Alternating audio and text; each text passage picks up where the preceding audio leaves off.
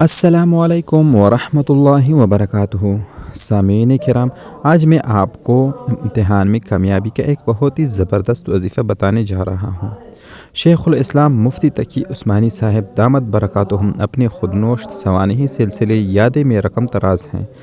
حضرت والد گرامی مفتی محمد شفیع صاحب رحمۃ اللہ علیہ نے مجھے ایک عمل بتایا ہوا تھا کہ جب میں امتحان گاہ میں جاؤں تو پرچہ کھولنے سے پہلے دائیں ہاتھ کی 5 انگلیوں پر کاف، ہا، یا، عین، صاد اس طرح پڑھو کہ پہلی چھوٹی انگلی پر کاف کہہ کر انگلی بند کر لو، پھر ہر حرف پر ایک ایک انگلی بند کرتے جاؤ۔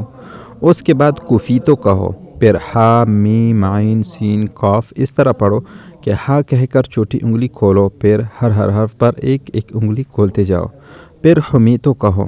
چنانچہ میں اپنے سارے امتحانات میں یہ عمل کرتا آیا تھا اور الحمدللہ ہمیشہ نمایاں طور پر کامیاب ہوا۔